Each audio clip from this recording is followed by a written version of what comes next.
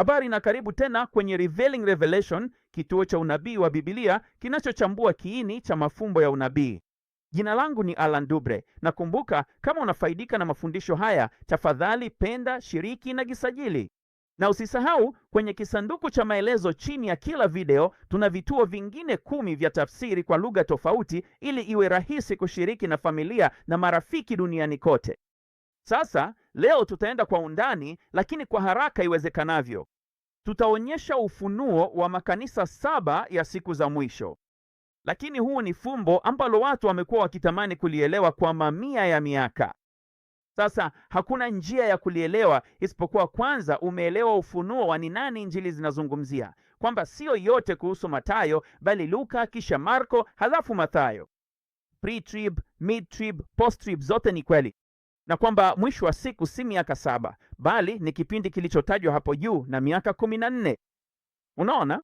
Paulo anazungumzia hilo katika 2 wa Korintho 12, kipindi kinachoitwa hapo juu na miaka 14.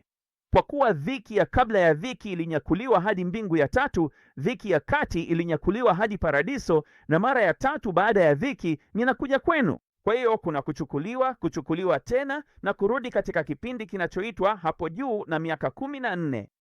Kama umeelewa hilo, kama umeanza kuelewa hilo kwa sababu umekuwa ukitazama mafundisho yaliyopita, basi uko tayari kwa hili. Kama sivyo, rudi utazame baadhi ya mafundisho yaliyopita. Na usisahau, kama nitasahau kutaja sura niliyopo, angalia tu upande wa kulia utaiona. Kwa hiyo kuna mafumbo mengi sana ndani ya makanisa 7 ya Ufunuo sura ya 2 na 3. Kinachoshangaza sana ni unapochunguza kwa undani mambo haya na kutambua hilo. Roho haikuwaongoza tu waandishi wa vitabu, bali pia iliwaongoza wale waliokuwa wakigawanya sura na mistari. Tumethibitisha hii mara kadhaa na makumi kadhaa katika kipindi cha miaka 8 iliyopita. Katika chaneli yetu kuu kuhusu huduma, tumefunua mahali ambapo unaweza kupata mafundisho haya katika mafundisho ya kina ya saa 3. Hilo linaingia katika maelezo, lakini tumeonyesha hilo, na hapa kuna mfano mzuri wa kuona kwamba Roho ilikuwa ikifanya kazi ndani yao pia. Katika Ufunuo sura ya 2 kuna makanisa 4. Katika Ufunuo sura ya 3 kuna makanisa 3 sasa. Kwa nini moja ni 4 na nyingine ni 3? Kwa nini usiwaandike wote katika sura moja? Kwa nini usiwagawanye tofauti au tofauti? Sasa unapogundua kile kinachotokea mwishoni mwa Thyatira, unaanza kuelewa kwa nini wamegawanywa jinsi walivyo. Mwisho wa Thyatira ni kuja kwa Bwana mwishoni mwa mwaka wa 6 wa mihuri. Kisha yuko hapa na matukio yanatokea, halafu mwishoni mwa enzi ya Laodikia Bwana anarudi na kuweka miguu yake chini kwenye mlima wa Mizeituni. Hivyo ni picha ya kipindi cha muda kuanzia kabla ya dhiki hadi kuja kwa Bwana pamoja na mlima Sayuni wa mbinguni mwishoni mwa mwaka wa 6 wa mihuri. Halafu una kipindi cha yeye kuwa hapa hadi matukio fulani yatokee, na kisha anarudi na kuweka miguu yake chini kwenye mlima wa Mizeituni mwishoni mwa enzi ya Laodikia. Ni jambo la kushangaza kabisa. Wacha ni kuonyeshe hili kwenye mchoro tulionao kwenye kitabu chetu katika ministryrevealed.com. Kwa hiyo unachokipata ni historia ya kama vile Agano la Kale na picha ya kinabii 7. Sawa, hicho ndicho ulicho nacho kwenye mstari huu hapa.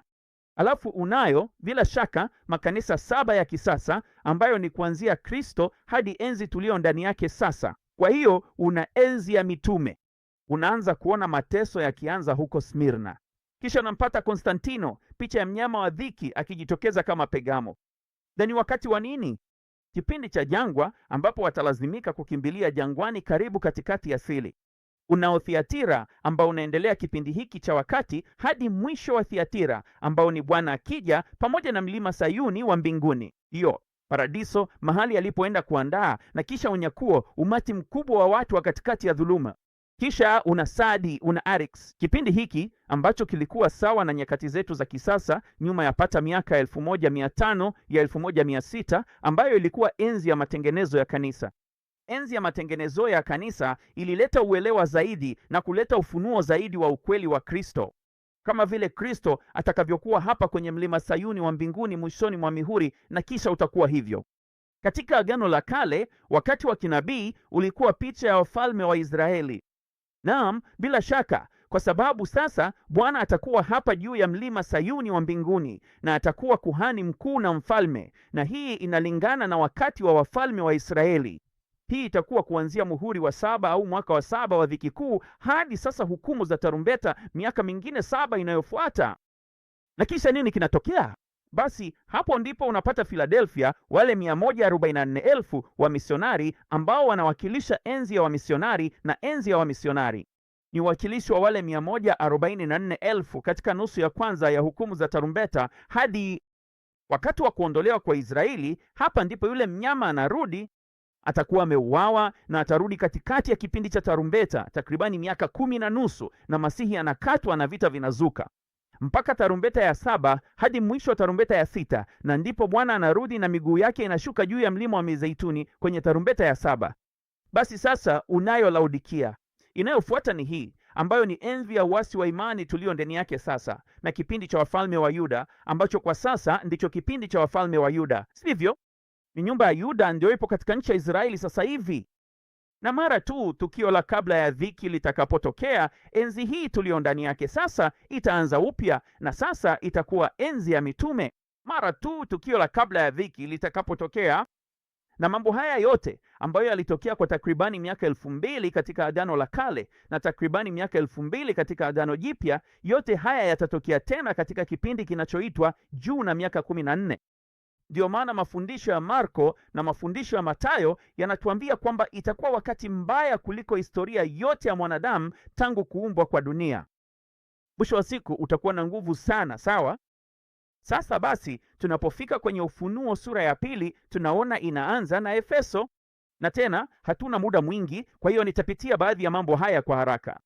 Tunaona kwamba wale ambao si mitume ni waongo, sawa? Kwa nini mitume wametajwa hapa? Kuna kundi la mitume wa uongo, kwa sababu kutakuwa na kundi la kweli la mitume litakalo kuwepo hapa. Huu ndio wakati wao hasa, kwa sababu enzi ya mitume itaanza tena, sawa, mwanzoni mwa dhiki kuu. Sasa mara tu kabla ya dhiki kuu ikitokea na watu wakaanza kuchanganyikiwa, nini kinatokea? Basi unarudi tena kwenye Ufunuo sura ya 2 na unaenda kwa Smirna. Tazama inachosema kuhusu Smirna. Hili ni kundi la mabaki kutoka kabla ya dhiki kuu walioteuliwa kubaki na kumtumikia Bwana wakati wa dhiki. Ndiyo, kutakuwa na kundi la mitume wa siku hizi. Hatujui kama ni 12 tena au zaidi, lakini hili ni kundi tofauti, kundi la mabaki watakaomtumikia Bwana. Na tunaona kwamba inasema, Ibilisi atawatupa baadhi yenu gerezani. Utakuwa na dhiki kwa siku 10. Uwe mwaminifu hata kufa, nami nitakupa taji ya uzima. Na inasema yeye ashindaye hataumizwa na mauti ya pili. Kwa hivyo kuna maelezo mengi katika hili. Inasema baadhi yenu mtatupwa gerezani, baadhi wangeuawa na hawataonja au kuumia. Ya kifo cha pili. Naam, unapoenda kwenye Luka 21 ambayo ni hotuba ya Luka, bado si miaka 14, bado tuko katika yaliyo hapo juu. Siku 40 zitakuwa zimeanza sasa. Kama Luka anavyosema katika mstari wa 12, kabla ya haya yote, yani kabla ya mpanda farasi mwekundu, mwanzo wa miaka 14 ambapo mataifa na falme zitapigana. Sikiliza, hii tena ni sehemu iliyo hapo juu. Bado tuko katika sehemu hiyo hapo juu, na inasema watakupeleka magerezani. Unajua, ni hotuba ya Luka pekee inayozungumzia kupelekwa gerezani. Na tukisoma mstari wa 16 inasema, nanyi mtasalitiwa na wazazi wenu na ndugu zenu na jamaa na marafiki, na baadhi yenu watawasababisha kuuawa. Je, unatambua maneno haya? Hata neno baadhi yenu hili linapatikana tu katika hotuba ya Luka. Jambo lingine uliloliona ni kwamba wale watakaoshinda katika kundi hili hawatadhurika na mauti ya pili. Sasa unaona hilo katika Ufunuo sura ya 20. Wale waliokatwa vichwa kwa ajili ya ushuhuda wa Kristo, waliomtumikia wakati wa mihuri, waliweka maisha yao rehani kwa ajili yake. Inasema waliishi na kutawala pamoja na Kristo kwa miaka 1000, lakini waliokufa wengine hawakuishi tena mpaka ile miaka 1000 itimie. Hii ndiyo ufufuo wa kwanza. Heri na mtakatifu ni yule anayeshiriki katika ufufuo wa kwanza. Hapa ndipo. Kwa hivyo kifo cha pili hakina nguvu. Sawa, kundi hili litatawala na kutawala pamoja na Kristo kwa miaka 1000. Unaona jinsi ilivyopangwa, yote kwa mpangilio. Sasa tunakuja Pergamo. Pergamo ni kipindi gani cha muda? Pergamo iko karibu miaka miwili na nusu katika dhiki kuu sasa. Sawa, sasa sehemu iliyo hapo juu imekamilika. Sasa tuko katika wakati wa aina ya Constantine na kipindi cha jangwa. Kwa hizo tuko wapi sasa? Unaona kwamba Balaamu na Balaki sasa wako kwenye picha. Balaamu na Balaki ni nabii wa uongo na mnyama. Katika uainishaji wa Agano la Kale, kama mfalme na nabii wa uongo, wao ni picha ile ile ya mnyama na nabii wa uongo wa siku za mwisho. Na hata inasema, na yeye ashindaye nitampa kula mana iliyofichwa. Kwa hivyo tunaona nini hapa? Tunamuona mnyama akijitokeza sasa. Tunaona mashahidi wa imani na tunaona wakilishi wa mana iliyofichwa. Naam, tukienda kuashiria sura ya 13 katika hotuba yake, hili ni chukizo la uharibifu likisimama mahali pasipopaswa, ambalo pia linamaanisha kuweka mahali pasipopaswa. Sio sawa na Matthews. Huu ndio wakati wa chapa ya mnyama. Na nini kinatokea katika wakati huu? Hapa ndipo wanatakiwa kukimbilia nyikani. Mnyama anaonekana. Unaona, una mnyama na una nabii wa uongo. Mmoja anatoka baharini na mwingine anatoka ardhini. Hiki ndicho kinachozungumziwa katika Ufunuo sura ya 2 linapokuja suala la Pergamo. Hii ni sehemu ya katikati ya kabila, wakati mnyama anapopata nguvu zake kama mnyama na manabii wa uongo wanajitokeza. Na kwa nini mana iliyofichwa iko hapo? Kwa sababu watu watakuwa wakipewa chakula na Bwana wakiwa jangwani, wakijificha mahali potote duniani, wakilindwa na Bwana, wakipewa chakula na yeye wakiwa jangwani. Unaona jinsi yote yanavyofuata kwa mpangilio. Tuko kwenye mihuri hapa. Naam, sasa tunakuja Thiatira. Unaona, macho yake ni kama mwali wa moto, miguu yake ni kama shaba safi. Unaona hilo katika Danieli sura ya 7, sivyo? Na katika Danieli sura ya 7 ni Bwana ndiye yuko pale na atamwangamiza mnyama, lakini hata kuangamiza wote ambao ni maadui. Naam, hicho ndicho hasa kinachotokea wakati wa kuja kwa Bwana mwishoni mwa mwaka wa 6 wa mihuri. Unaona, tunashuka kidogo zaidi. Inasema, tazama, nitamtupa kitandani na hao wazinio naye wapate dhiki kuu. Dhiki kuu itakuwa lini? Itakuwa mbaya zaidi utakapoingia katikati ya tarumbeta. Na kisha inasema katika mstari wa 27 wa Ufunuo 2, naye atawatawala kwa fimbo ya chuma, kama vyombo vya mfinyanzi vitavunjwa vipande vipande. Huyu ni Bwana anayekuja mwishoni mwa mwaka wa 6 wa mihuri, atakapotawala kwa fimbo ya chuma. Tunamwona akija hapa mwishoni mwa mwaka wa 6 wa mihuri. Huu ndio wakati atakapokuja na mlima Sayuni wa mbinguni. Hii ni ghadhabu ya mwanakondoo, ambayo ni kuja kwa Bwana wa Ufunuo sura ya 12 mstari wa 5. Unaona hili?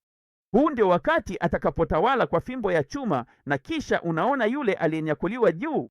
Huu ni ule alionyakuliwa kutoka 2 wa Korintho sura ya 12 wa pili, yule aliyenyakuliwa kwenda paradiso. Sasa Bwana yuko hapa, ni mwisho wa mwaka wa 6 wa mihuri. Atapigana na mnyama sawa. Katika Ufunuo sura ya 17 ulikuwa na yule mnyama ambaye alikuwa hayupo na atapanda kutoka kwenye shimo lisilo na mwisho.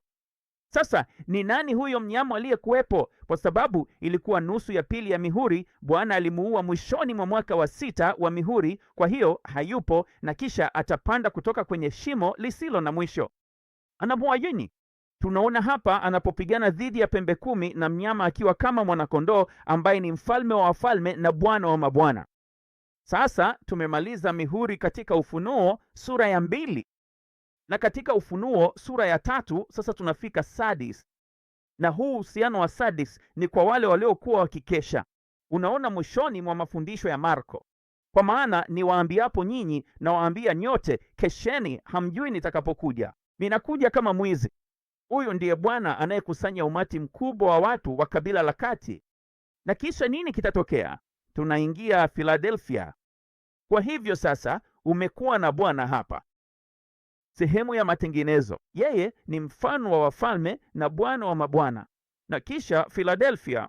Philadelphia ndio wakati watakapotoka. Sasa ni wakati wa wale 144,000 ambao wanatoka wakati wa nusu ya kwanza ya parapanda. Leo naona katika Ufunuo 14 mwana-kondoo amesimama juu ya mlima Sayuni pamoja na wale 144,000 na jina la Baba yake limeandikwa kwenye vipaji vya nyuso zao. Sijui kama uligundua hilo, lakini hata ilizungumziwa Philadelphia. Unaona, inasema, tazama, wao ni nguzo, nitaandika juu yake jina la Mungu wangu.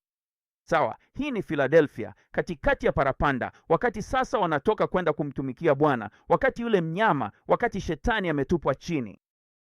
Sasa tuko wapi? Sasa wametoka wakati wa nusu ya kwanza ya parapanda, na sasa tunaingia katika enzi ya Laodikia. Enzi ya Laodikia. Je, huu ni wakati tena ambao tupo sasa hivi?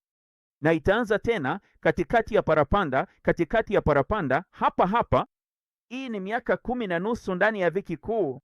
Wakati shetani ametupwa chini, sasa tutakuwa katika hatua hii ya kuanguka imani wakati shetani yupo hapa. Yule mnyama amerudi kwa sababu ametoka kwenye shimo, na nyote mnaelewa hili. Kutoka kwenye picha ya Laodikia katika 2 wa Thesalonike, wakati mwana wa uharibifu anakuja. Unaona, mwana wa upotevu ndiye ajaye, aliyekuwako, hayuko, na atapanda kutoka shimoni lisilo na mwisho. Sawa, huu ndio wakati atakapotoka kwenye shimo lisilo na mwisho katikati ya tarumbeta, miaka 10 na nusu katika dhiki, naye atatawala na kutawala, akiwa amejitangaza kuwa Mungu, hadi Bwana atakaporudi, miguu yake chini kwenye mlima wa Mizeituni ambao tunauona. Katika Zekaria sura ya 14 na ina vita vya mwisho katika Ufunuo sura ya 19, ambapo itakuwa ni kukanyagwa kwa zabibu za ghadhabu ya Mungu. Huo ndo mukhtasari wa haraka zaidi wa makanisa 7 ambayo ningeweza kukufanyia na ufunuo wao katika siku za mwisho. Naomba hii ikubariki. Mungu akubariki. Kwa heri kwa sasa.